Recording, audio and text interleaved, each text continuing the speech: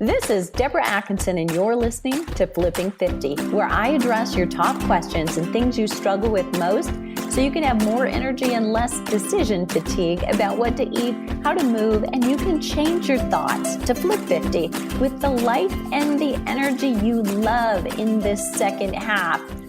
Do you struggle to fall asleep or find yourself staring at the ceiling at 2 a.m. and 3 and 4? Or do you think you're sleeping fine, but find your Fitbit tells you the times you're restless are in double digits? You are not alone, since you know that sleep is key to making your exercise and nutrition efforts pay off, or in making you feel like exercising and eating right in the first place. You know, sleep is key to hormone balance. My next guest is going to share some natural sleep solutions because she too is speaking the hormone balancing language that I know and you know and love. So pull up a pillow, put on your favorite jammies. Mine are PJ Salvage, by the way, and let's get comfy. Dr. Mariza Snyder is a functional practitioner, the author of 6 books, the best-selling Smart Mom's Guide to Essential Oils and the Dash Diet Cookbook. Dr. Mariza's new book focuses on balancing hormones with the power of essential oils, and it's called the Essential Oils Hormone Solution.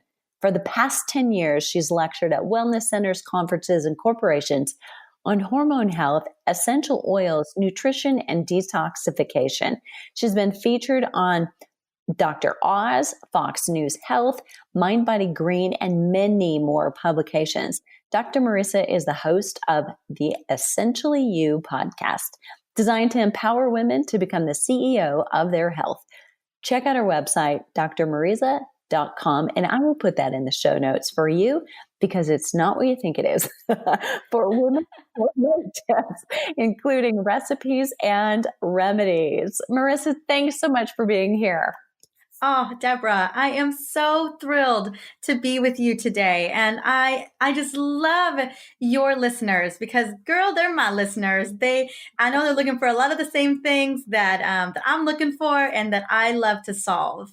Exactly. And so I just want to let our listeners in so we're not just giggling behind the scenes for no good reason. But before we got on, I was mispronouncing Mariza's name because the way it's spelled with a Z, you would think it was Mariza. And I kept saying this. She's like, I got to tell you, a girlfriend. So that's why we were laughing, or I was giggling about my pronunciation. I was being so careful too, because I think I've mispronounced it as long as I've known her. So she's graceful as a guest as well.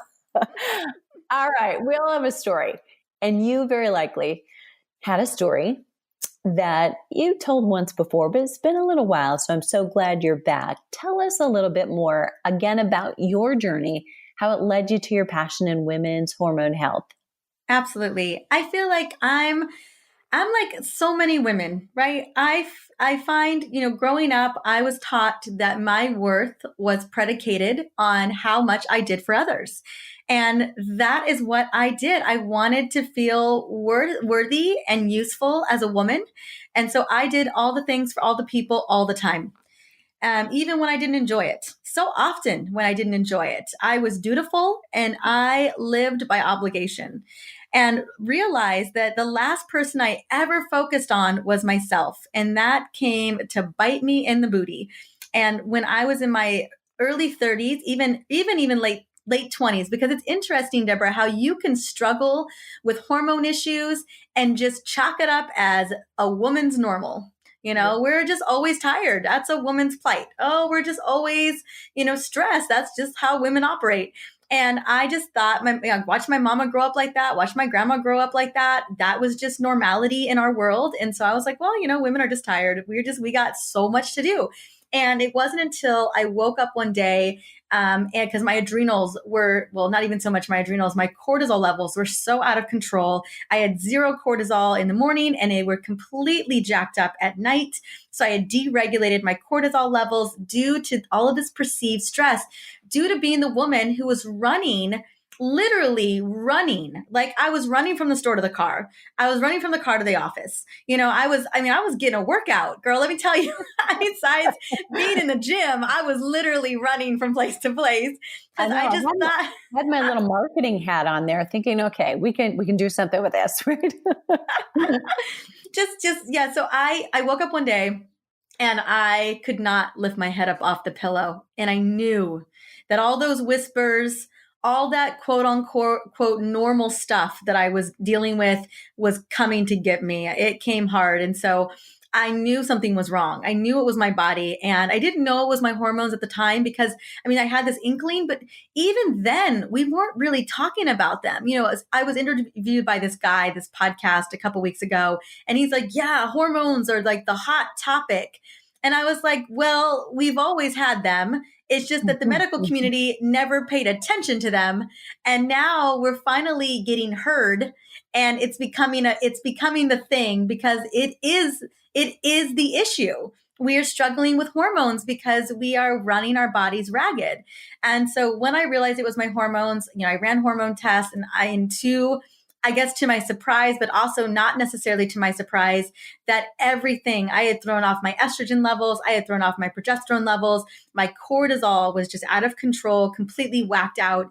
And I had to take a really hard look on how I was living my life because every night I was going to bed with a racing mind and a to-do list that felt like it would never end. And I struggled with sleep. I struggled getting up in the morning, and I struggled with weight. I struggled with energy, and I had no stress resilience. Deborah, someone could set me off in a heartbeat. And it isn't just me being Latina. You said the wrong thing at the right time, and I was going to chew your head off. So I just knew something needed a shift. And the first part was getting rid of some of those dutiful obligations. And then the second piece was self-care. I had to put myself on the forefront if I was going to get well and if I was going to continue to serve the people I loved most in my life. Because when I couldn't wake up in the morning that day or many days to follow, let me tell you, I couldn't even serve the people that mattered to me, let alone myself. Wow. What a story. And I can hear the passion in your voice. So I've got a question summarizing what you said. It sounds like it's like a 1-2. And first you learned to say no. I'm going to come back to that one. And then it was about, okay, how do I say yes to myself? Because maybe you didn't know what that looked like. Mm-mm. No, yeah. Not at first. No, when you've never done it and no one's ever taught you how to do it. And not even that. Not only have people not taught you how to do it, but the idea of putting yourself first was just painted as being selfish. Yeah, struggle. I so get it. So I have a question about, putting some of those obligations that you felt aside. Was that more of a mental thing for you, or was it actually you had to stop doing things for other people? It was both. It was a mindset. It was a mental mindset that I had to get to a point. But yeah, no, I stopped saying yes to the things that people wanted me to do. I belonged to committees. I took on projects that I didn't want just because I wanted to say yes. I guess I think, as I dig deeper into this, Deborah, I think I really wanted to make people, I wouldn't say just make people happy, but maybe I wanted to please people. I didn't want to say no to people, even though it wasn't something I wanted to do. And so, yes, no, I relinquished projects and I stopped taking on other projects. So good. So good. Okay. You have to see this kind of pattern in the women that you work with and related to stress. What are some of those patterns? And, I can't wait to dive into this. Why are essential oils one strategy that helps? Absolutely. So often when I'm writing my emails, or I've got my newsletter, I've got a book out, or even an Instagram quote or something like that. I have an Instagram post out and I just talk about self-care, and I have so many women who write back in the comments just like, I wish I could, but I have to take care of my family. I got to take care of my parents. I got to take care of my kids. I got to take care of my husband. Like they just feel like they're complete. There's no hope in getting them to that place. And I always want to preface that it's the way that we think about it that can get us in trouble.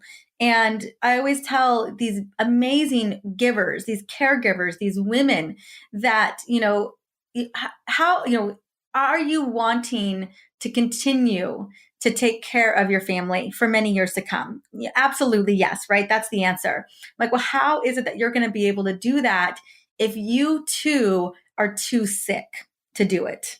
So I think it's context. If indeed in this world we were designed to support our families and support the people that matter most to us and really make a difference in the world, be the super women that we're meant to be, we have to take a moment for ourselves. We have to be willing to nourish ourselves, take care of ourselves, give ourselves that time, that clarity, give ourselves that emotional break, that just stepping aside from life and just having a moment to ourselves so that we can fill, and I know you talk about this all the time, but that we fill back up, and then we can still continue to be the people that we need to be to those who matter most. And I think that's really how we need to shift the way that we think about it. So I knew that, at the time when I was really having these horrible issues, I was also in practice. I was seeing patients every single day. And that, Deborah, was the biggest priority to me. And I felt like I wasn't showing up for my patients like I normally used to because I was so tired. And here I was holding on to these other obligations for no reason when my number one priority was to take care of my patients. And so when I got real big clarity on that, I was like, okay, that's all got to go. I have to take care of myself, or I'm not doing the thing that I promised and I committed that I was put onto this earth to do. So I think that's where we get clarity around that. Once you shift that belief and you begin to integrate some of those practices, and we're going to get into those in just a second. But I always feel like you can hear me, and you can listen to you and listen to me all day long, every day. But if you don't change the mindset of how you feel about yourself and how you feel about what you deserve to take care of others, you're not going to make any headway on this. I love that.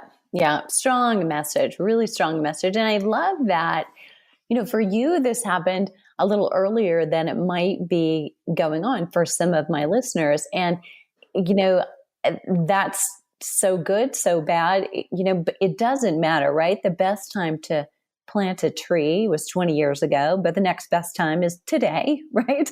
So wherever you're listening to this, get started. And when you're in it, whether it's happening to you in your 20s or your 30s or your 50s or your 60s, and you're listening, nobody can predict how hard you're going to fall, but it didn't happen overnight.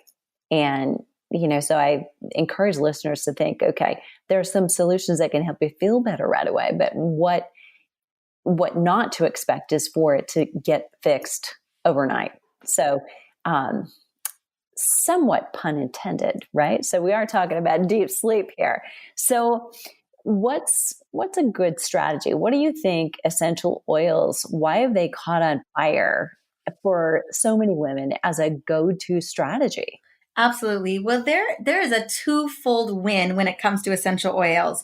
Number one is these beautiful, volatile chemical constituents have profound impact on a biological level inside of our bodies. By simply breathing in an essential oil, like a wild orange oil or a clary sage, you are rewiring the way that your brain functions, you're rewiring the way that your cells function, and you are really creating some powerful changes, in some instances, instantaneously. Now, how I love to leverage oils isn't just those instantaneous wins. Like by breathing in wild orange, you're going to experience kind of an instant, like just that feeling of joy, that feeling of happiness. And for some of us, like nostalgia of growing up and peeling oranges when we were little kids, that's going to happen too. But how I love to leverage essential oils is, the thing of it is a lot of what we educate on, Deborah, you and I, is lifestyle, right? That's very much the conversation, that we need to move our bodies. We need to eat healthy. We need to do the self-care. We need to get deep, restful sleep. Those are a must. Those are foundational. However, for as much as you and I can say this until we are blue in the face, it's one thing to talk about it. It's another thing to do it. And what I love about oils is they make doing these lifestyle changes, living this lifestyle, so much easier. So for instance, we're talking about deep restful sleep today. And my top 5 oils for deep restful sleep are lavender, cedarwood, vetiver, clary sage, and Roman chamomile. Now, the reason why these are the top 5 is that we know through research that not only do each one of these oils lower cortisol levels, lower pulse point, and lower blood pressure, so they can really calm the body down. They have the ability to help regulate the hypothalamic pituitary axis. That's the stress negative feedback loop in the brain that's actually driving chronic stress in the body.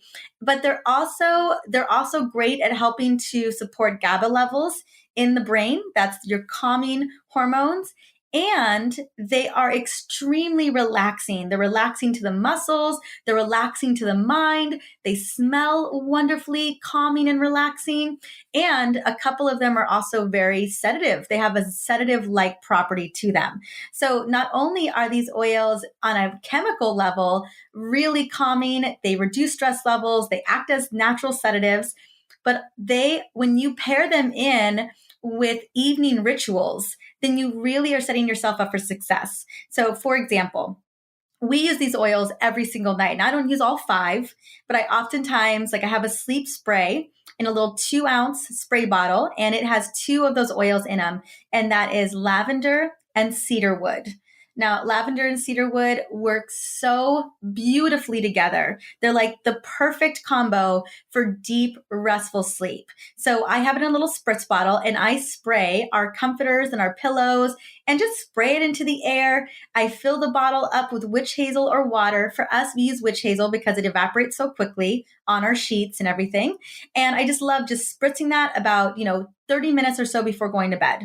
And that is a habit that I've done for a long time. It's a super easy ritual. It's self-care because it's a ritual in its own right.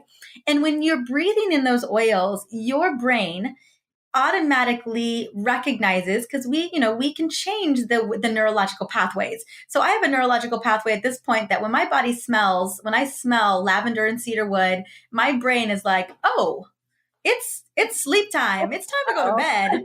It's time to shut off. So I've been doing this for 6 years. It's an automatic.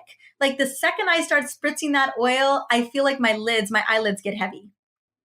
That is so cool. I love it. I mean, you've created an autoresponder. Yeah, exactly. It's very much an autoresponder. It's kind of like Pavlov's with the food, right? The dog's drooling, and it's the same kind of concept. You are changing the neurological pathways. Now, the other thing that we do about 2 to 3 hours before going to bed, because let's be honest, that's when sometimes people are really getting their work done. And that's really when we should start shutting down the brain. It's so interesting to me that we as women feel like we can Tasmanian devil into the bed and then expect our brain to shut off.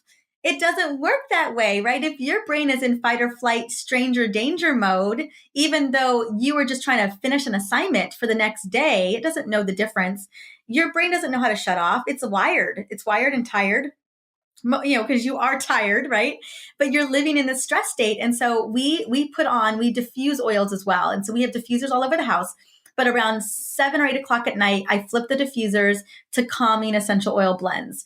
And I use those 5 oils and I just mix them up. Oftentimes, I love lavender and clary sage. I love lavender and clary sage and vetiver.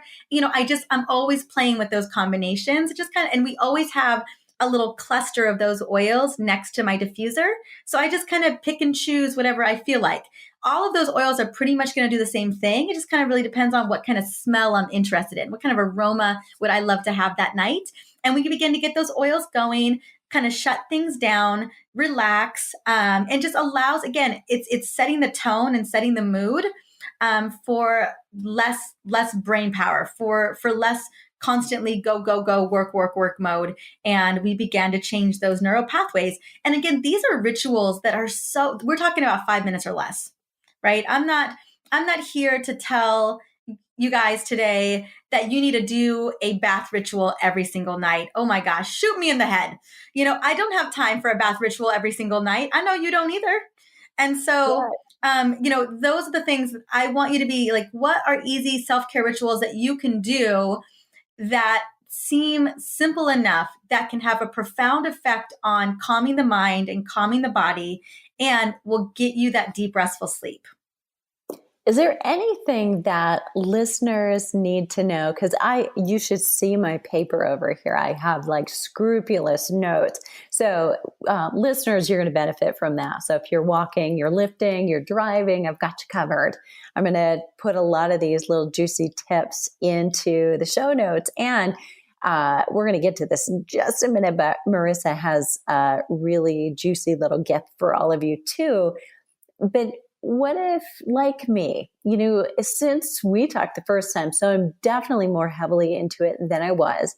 But what if somebody is fairly new to using essential oils? Is there anything that they should be doing to learn a little bit more, or safety tips? Is there a difference between one oil and another?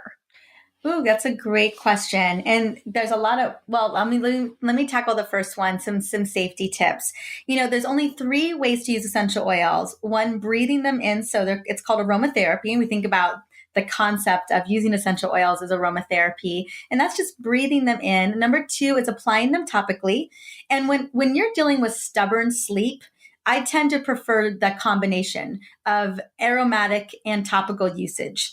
And I'll get into topical usage in just a second. And then the last, which is the most controversial way, is internal usage. You have to have not only a really, really high quality oil that has a supplemental label on it, but you have to be very targeted when it comes to internal usage. However, if you take a look at Europe, Europeans have been way ahead of us when it comes to holistic, practices, more alternative medicine.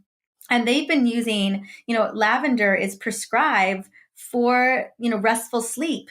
Internally, it's little capsules of lavender oil are prescribed for anxious feelings, for panic attacks, and for deep restful sleep. And so there are millions of people in Europe, everywhere, who take little capsules of lavender every single night before going to bed. And that's a very normal thing. But here we're a little bit, for whatever reason, we've got more caution. But so I always tell people, if you're going to take oils internally, be very targeted. Like you're taking them for a very specific purpose. Like maybe you do have anxiousness, or maybe you are struggling with sleep. That may be a reason to do a very small drop in tea, or maybe take a toothpick and swirl it in a chamomile tea, that type of thing. So I just wanted to put out the internal usage and the safety around that. So when it comes to topical, it's one of the, like for me, it's one of my favorite ways to use oils for going to bed. I love putting my little, what I call sleep blend, sleep dreams blend on the back of my neck. And I love to put it on my palms and my wrists, rub my palms together and take some deep belly breaths, because there's just something very nurturing to me about applying a roller blend to my body. And the great thing about a roller is that you can pre-dilute it. That's what I love so much about a roller blend. And so the blend that I have in my Smart Moms book is specifically a blend that is actually designed to already be diluted down to a dilution that's very, very safe, but still extremely effective. So does that make sense, Deborah? It does. So when you're diluting, are you then diluting in an oil or something else? Great question. Yes, it's a carrier oil. So you never want to dilute with water, because because remember, essential oils are lipophilic, which means they are fat-loving, water-hating. And so when it comes to... I know some other things like that too. Right. Go ahead. Fat-loving, exactly. So let's say you put on a warm oil on accident. It's the cinnamon. Cinnamon's a very hot oil, although cinnamon's amazing because it regulates blood sugar levels. So we love cinnamon oil. That would be an oil that if you dilute it, you would use it internally. But let's say someone accidentally puts a cinnamon oil on their skin, and it's warm, and it will turn your skin red because it's irritating. Your skin's like, whoa, whoa, whoa, what is this? And so what you don't want to do is put water on that oil, because what happens is those essential oils will actually be driven deeper into the tissue because it's trying to repel water. So I always tell people, let's say you do accidentally put a warm oil like cinnamon or cassia on your skin. You want to dilute that with a carrier oil. So that is coconut oil, grapeseed oil, almond oil, avocado oil, any fatty oil, fatty nut oil or seed oil, so that you can dilute that oil. So I personally prefer oils diluted all the time because not only, remember we talked about oils being volatile. So when they're volatile, they actually, they escape into the environment. They turn from liquid state to gas state at room temperature. So let's say I put a neat drop, a full concentration drop of lavender oil on my skin. When I put it on my skin, it's going to take a minute for my skin to absorb that lavender oil. But while I'm trying to get it to absorb, it's also evaporating into the air at the same time. So if you want to get the most benefit of that lavender, you would want to dilute it with a carrier oil like coconut oil, because that coconut oil allows the lavender to stay on the surface of the skin longer and actually penetrate through the skin, which is what you want to have happen. So good. Thanks so much for sharing that. Okay. And then you said, there's this oil or that oil. Is that just personal preference, or is there something that you recommend? For sleep, my dear? Yes. So those 5 oils that I mentioned for sleep, I do have my Sweet Dreams blend that I want to share. But the reason why I chose those top 5 oils is those top 5 oils. So the lavender, the clary sage, the vetiver, the cedarwood, and the Roman chamomile. And are there others? Absolutely. Bergamot, ylang ylang, geranium, frankincense, sandalwood. Those are all great sleep oils and calming oils as well. But the most researched oils for sleep and deep restful sleep are those top 5 that I mentioned. So, and I'm sorry, let me clarify. So I meant the carrier oils. Oh, do I have a preference? Yeah. Does it matter? Girl, I do. I do have a preference. So not necessarily. Personally, I love coconut oil because coconut oil, girl, there are so many blogs on the benefit of coconut oil. You know it. I know it, right? So I love it. Your skin loves coconut oil. If you're looking for, I use coconut oil for the most part for massages. Or let's say I want a hot compress. Let's say you had a reader who just worked out. You just had her do a ton of burpees. I don't know if you have your readers do burpees. Well, let's just say you did. And they're hurting the next day, or maybe they did a bunch of squat jumps and they've got some pretty sore quads. Now, I would have someone apply a little bit of peppermint and a little bit of lavender to those quads. And if I really wanted to get those oils penetrated, I'd do a little bit of coconut oil with that as well. But then I would put a hot compress on those muscles, like a warm compress, so that I could drive the oils deeper. So there are instances where water actually works in your favor. If you are dealing with a joint problem or a muscle, oh goodness, I am absolutely going to put a warm compress on those areas to drive the oils deeper into that tissue because I get more benefit from it. I just don't want a hot oil on my skin and then drive it in with water. But I find that coconut oil is very versatile. I buy organic fractionated coconut oil. That means it's liquid at any temperature. And so I make my roller bottle blends, my little rollers, with fractionated coconut oil so that they're always liquid. Because that's the one thing you don't want to do is make a roller blend with real coconut oil, the normal coconut oil. And then in the wintertime or in cold times, it then turns solid. That's not what you're looking to do. Yeah, unfun. Okay.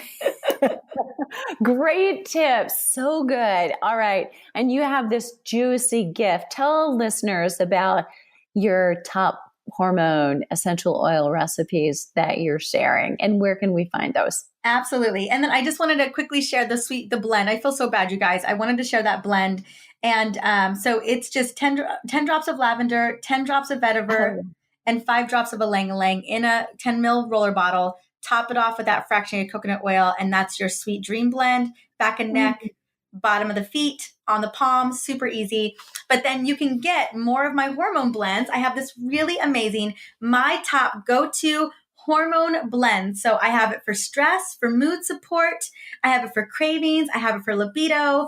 I have it for sleep, all in one great cheat sheet. Super easy to make. I have diffuser blends and roller blends, all the favorite ways I love to use these blends. And you can get that. It's going to be in her show notes. And I forget exactly what the link is, Deborah, but I know it's my top 5 hormone blends that you guys are going to love because I've tested these on thousands of people with amazing success. You guys are going to love them. Awesome. Yes. And listeners, we've got it. We've got you covered.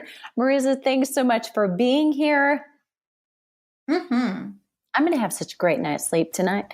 Listeners, if you would like to submit a question that we forgot, please leave it below the show link at flipping50.com/deep sleep and join us on the Flipping 50 TV Facebook page to get all the juicy resources, all the links, the little recipes mentioned in today's show notes. This is a juicy one, so don't miss it. That again is flipping50.com/deep sleep. And if you enjoyed the show, please leave a rating in iTunes. It really helps us spread the word. And then share this with a friend to surround yourself with a supportive community of women on the same journey. What are you waiting for? Start Flipping 50 today.